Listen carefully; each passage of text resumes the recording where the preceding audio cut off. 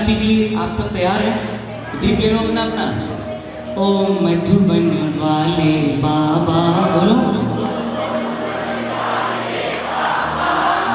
तूने कैसा जादू डाला,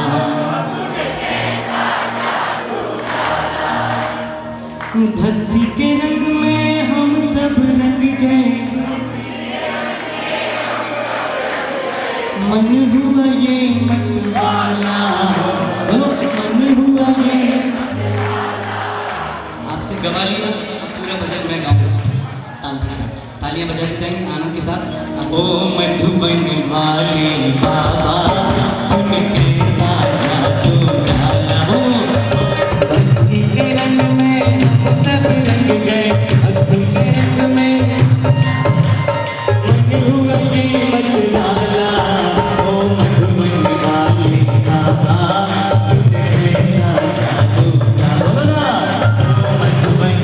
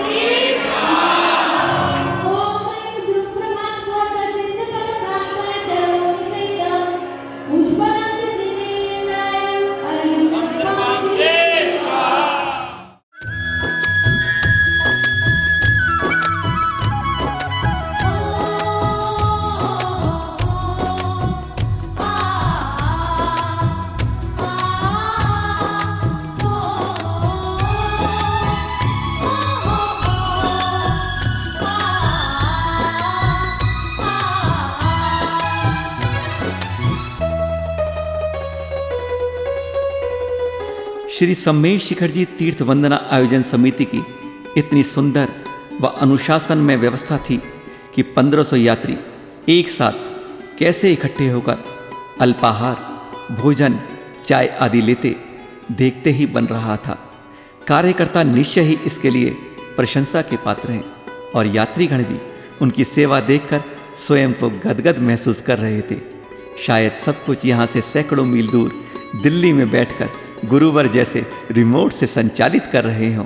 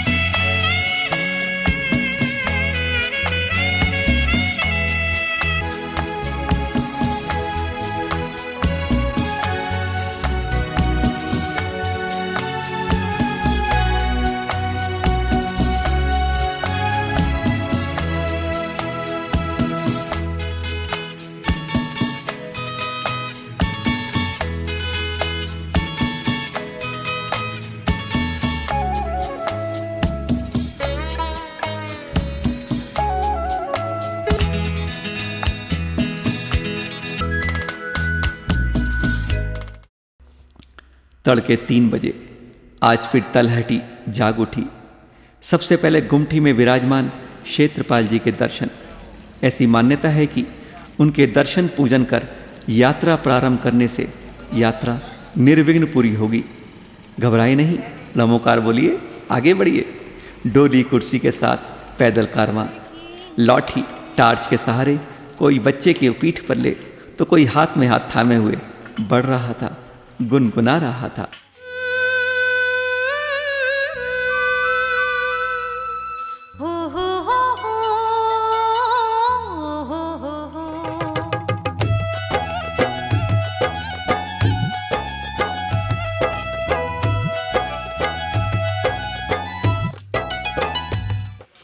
श्रद्धालुओं के एक साथ वंदन करने का आनंद और रोमांच शब्दों में बयान नहीं कर सकते। बच्चे, बूढ़े, पुरुष, महिलाएं, छोटे बड़े, हर उम्र के, हर वेश में लाठियों का सहारा लेकर टॉर्च से रोशनी दिखाते आगे बढ़ रहे थे। कुछ अपने को शारीरिक रूप से असक्षम पाकर डोली व कुर्सी के द्वारा इस 27 किलोमीटर की वंदना को बढ़ चले थे। इनमें से कुछ पहले भी वंदना कर चुके हैं तो कई ऐसे थे जो आज पहली बार यह वंदना का सौभाग्य प्राप्त कर रहे थे। और ऐसे में याद आ ही जाती है अपने गुरुवर एलाचार्य श्री अतिवीर जी महाराज की।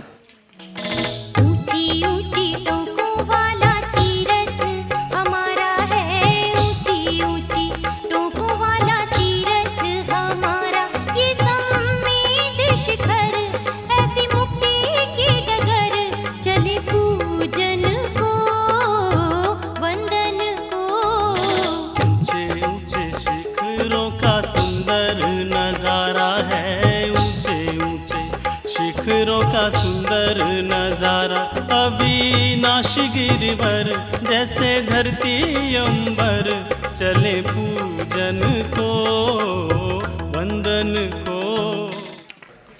गंधर्व नाला पार कर सब आगे बढ़ रहे हैं। प्राचीन काल में इस नाले के आसपास गंधर्व देवी देवताओं का वास था, इसलिए इसका नाम गंधर्व नाला पड़ा और यह नीचे जाकर सीता नाला से मिल जाता है। गंधर्व नाला झरने के झरझर निनाद से वन का शांत प्रशांत वातावरण गुंजित हो जाता है। इस नाले रूपी नदी अपने पवित्र जल से इस निर्वाण भूमि का जलाभिषेक अनादिकाल से करती आ रही है। इसके मधुर कंठ से निकलती आध्यात्मिक गीतों की उन्मत्त सुरीली आवाजें हमारे कोमल हृदय में सात्विक भाव भरती रहती हैं। आ रही है ना आवाज आपके कानों में भी?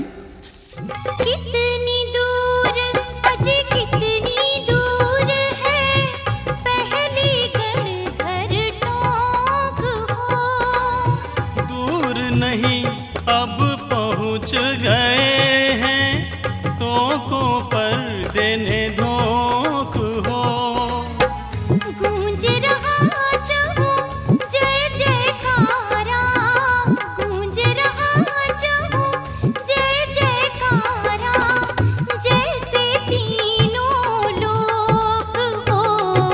चंदन सी मिट्टी यही गौरव हमारा है, चंदन सी मिट्टी यही गौरव हमारा। ये सम्मेद शिखर ऐसी मुक्ति की डगर, चले पूजन को वंदन को। ऊंची ऊंची टोकों वाला तीरथ हमारा है, ऊंची ऊंची। और पहली बार पारस बाबा की टोक नैनों के सामने आई और थकते कदमों में फिर ताकत सी आ गई। टिमटिमाती रोशनियां चारों तरफ दिखाई देती हैं। ये आगे व पीछे आ रहे यात्रियों द्वारा जलाई टॉर्चों का प्रकाश है, जो हमें हृदय के अंधकार को मिटाकर प्रकाश भरने की प्रेरणा दे रहा है। 8 किलोमीटर की यात्रा कर अब हम चौपड़ा कुंड पहुंच चुके हैं और मन भी तो अब गुनगुनाने लगा है।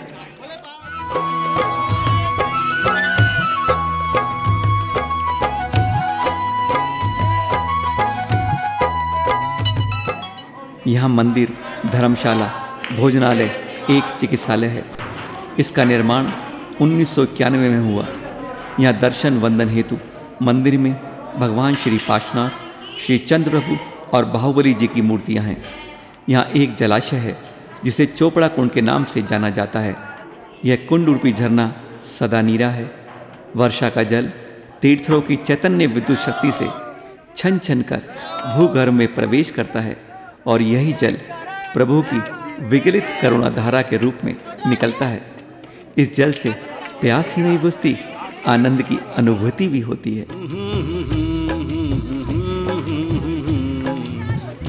सुबह की किरणें फूटने लगी थी। स्पष्ट था कि सूर्य भी नमस्कार करने को, अपना सिर ऊपर निकालने को आतुर हो रहा था।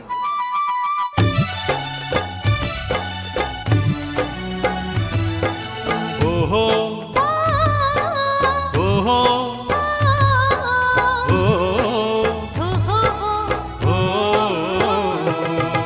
पत्तियां भी हिलोरे ले रही थी, टहनियों बंदी पर साथ चलने को जैसे फड़फड़ा रही हों। झुक झुक कर टहनियां स्वागत कर रही थी। दूर दूर तक हरी भरी वादियां नैसर्गिक सौंदर्य से जैसे इटला रही हैं, मानो कुछ कहना चाह रही हों। 24 के 20 जिनेश्वर मुक्त हुए इस पर्वत पर। इंद्रदेव ने स्वयं उतर कर चिन्ह रचाए स्थल पर। इन्हीं चिन्हों के चिन्ह पे चलकर, इन्हीं चिन्हों के चिन्ह पे चलकर मुक्त हुए अगणित मुनिवर। सभी यात्री तीर्थंकरों की, मुनियों की, पर्वतराज की, बाबा की, जैन धर्म की जय जयकार लगाते हुए आगे बढ़ रहे हैं। गगनभेदी जयकारों से निस्तब्ध जंगल व आकाश जैसे प्रकंपित हो उठे हैं। इससे यहाँ रहते जीव जंतुओं में पेड़ पौधों की निद्रा भी भंग हो गई है और वो भी स्वागत को अब तैयार हैं। मचल रहे हैं, अपनी टहनियों व पत्तों को हिलाकर वे यात्रियों के सुर में सुर मिलाकर जैसे गुनगुनाने लगे हैं। वर्षों की मुराद पूरी होने लगी है। गुरुवर का स्वप्न साकार हो गया। इस सफलता से खुश होकर सरसरती हवाओं जैसे बधाई देने लगी हैं। सूर्य की स्वर्णिम किरणें जैसे चूमने को आतुर हैं। गौतम घड़धर स्वामी की टोंक पर जैसे एक चौराहा सा बन गया है। पूर्व का मार्ग चंद्र प्रभु की ओर तथा पश्चिम का मार्ग पार्श्वनाथ टोंक की ओर गया है। उत्तर का मार्ग मधुवन और दक्षिण का मार्ग जल मंदिर की ओर जाता है। यहाँ से पूर्व की ओर 15 टोंकों के दर्शन करके जल मंदिर आएंगे और फिर इसी चौराहे से पश्चिम की 9 टोंकों के दर्शन करेंगे। गौतम स्वामी कूट पर 24 तीर्थंकरों एवं भगवान महावीर के 11 गरुड़धरों के कुल 35 जोड़े चरण हैं। इनमें श्याम वर्णीय चरण गौतम स्वामी के हैं। केवल ज्ञान प्राप्ति के बाद भगवान महावीर की दिव्य ध्वनि नहीं खिल रही थी। गौतम स्वामी जब भगवान महावीर के समीप पहुँचे तब उनकी दिव्य ध्वनि खिली। ऋषि मुनियों ने पर्वत को निखारा है। ऋषि मुनियों ने पर्वत को निखारा। ये सम्मेद शिखर ऐसी मुक्ति की डगर चले पूजन को। ज्ञान कूट पर कुंतनाथ जी। 1825 में इन चरणों का पुनर्निर्माण हुआ। 95,000 वर्ष की आयु तथा शूर व श्रीमती जी के पुत्र श्री कुंतीनाथ जी भगवान ने 1000 मुनियों के साथ इसी स्थान से वैशाख शुक्ल प्रतिपदा के दिन रात्रि के पूर्व भाग में कृतिका नक्षत्र में मोक्ष पद प्राप्त किया। इनकी भावपूर्ण वंदना से 1 करोड़ उपवास का फल मिलता है। यहाँ से बाईं ओर 3 किलोमीटर की दूरी पर चंद्रप्रभ की टोंक है। ऊंचे ऊंचे शिखरों का सुंदर नजारा है। ऊंचे ऊंचे शिखरों का सुंदर नजारा। अविनाशी गिरिवर जैसे धरती अंबर चले पूजन को वंदन को। ऊंची ऊंची टोकों वाला तीरथ हमारा है। ऊंची ऊंची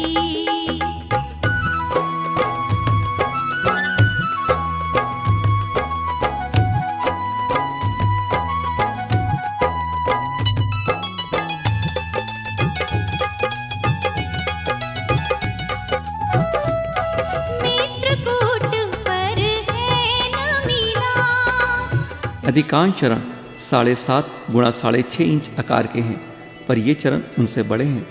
विजयरथ व विपुला जी के पुत्र श्री नमीनाथ भगवान जी की आयु 10,000 वर्ष की थी। इस मित्रकूट से उन्होंने वैशाख कृष्ण चतुर्दशी के दिन रात्रि के अंतिम प्रहर में आश्विन नक्षत्र में मोक्ष प्राप्त किया। नाटकूट पर रहे नाथ जी।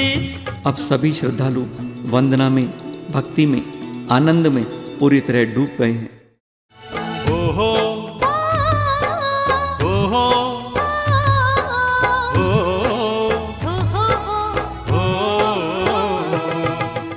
इसी क्रम में भगवान श्री अरयनाथ जी गुनगुना रहे हैं हर होठ, भीतर हो रहा है गुंजन, शांत वन को, वृक्षों को आत्मविभोर कर रहा है।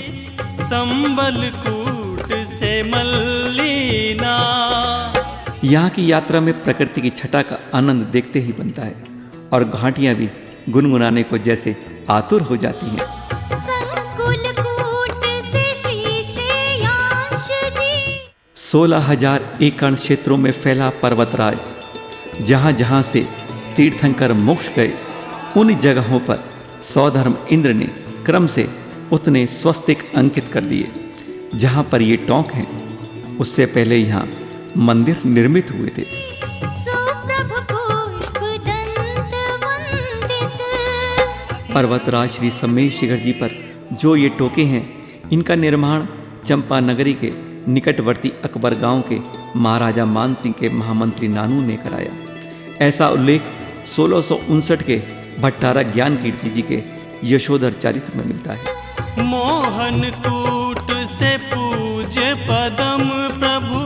वहीं 13वीं सदी के विद्वान यति मदन कीर्ति जी ने शासन चट्ट त्रिवंशिका में लिखा है कि नानू के टोक निर्माण से पहले यह मंदिर व मूर्तियां थीं। उन्होंने उल्लेख किया है कि इंद्र ने 20 तीर्थंकरों की प्रतिमाएं स्थापित की थी।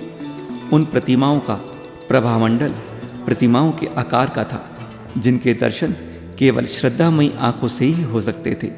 श्रद्धाहीन लोग प्रभापुंज स्वरूप प्रतिमाओं को देख भी नहीं पाते थे। निर्जर मुनि सुव्रत पूजित।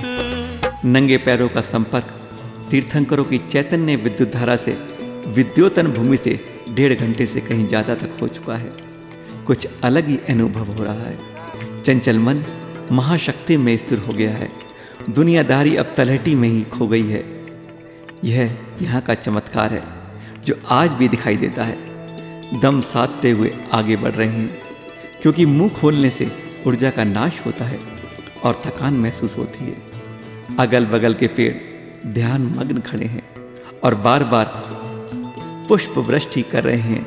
इस पुण्य भूमि की पूजा अर्चना कर रहे हैं, गुनगुना रहे हैं, जैसे इन यात्रियों में से निकलते हुए सुर पर्वतराज को साज आवाज से झंकृत कर रहे हों। ललित कूट से सिद्ध पद पाया, चंद्र प्रभु जी जिन राजित। और अब तो श्रद्धालुओं का कारवां ललित कूट पर आ पहुंचा है। इस कूट पर आपको पुजारी दर्शन करवाते हैं। पुजारी इससे पूर्व गौतम गर्द स्वामी की कूट पर और आगे सोनभद्र कूट पर भी मिलेंगे। शेष कूट पर प्रक्षाल करके ये यहाँ रुक जाते हैं। अब दर्शनों का एक कारवां सब बन गया है, एक एक टोंक के दर्शन, और ऐसे में प्रकृति भी कुछ कम आनंदित नहीं हो रही। पर्वतराज पर नित्य उषा रूपी शीतल सुखद शबनम से चरणों का अभिषेक करती है। सूर्य अपने लाल केसर से चरणों को रंजित करता है। शीतल पवन सुखद सुगंधित चंदन अर्पित करती है और तेज किरण अक्षत अर्पित करती है। वृक्ष फल फूल अर्पित करते हैं। रात रूपी नायिका चंद्रभावी शुभ्र धवल से चांदनी से अभिषेक करती है और तारों रूपी दीपक से आरती उतारती है। भोरे वाद्य बजाते हैं और मोर नृत्य करते हैं। भक्त बादल भक्ति में लीन होकर आकाश से उतर उतर कर चरणों को चूमते हैं। और यहाँ से एक रास्ता भगवान श्री शीतलनाथ जी व भगवान श्री अनंतनाथ जी की टोंक के लिए जाता है और फिर वही इसी रास्ते से लौटकर भगवान श्री संभवनाथ जी, भगवान श्री वासुपूज्य जी और भगवान श्री अभिनंदन भगवान जी की टोंक की ओर रास्ते पर चल पड़ते हैं। और अब तो तन मन सब संसार से जैसे भूल चुका होता है। ऐसा तीर्थराज हमें प्राणों से प्यारा है, ऐसा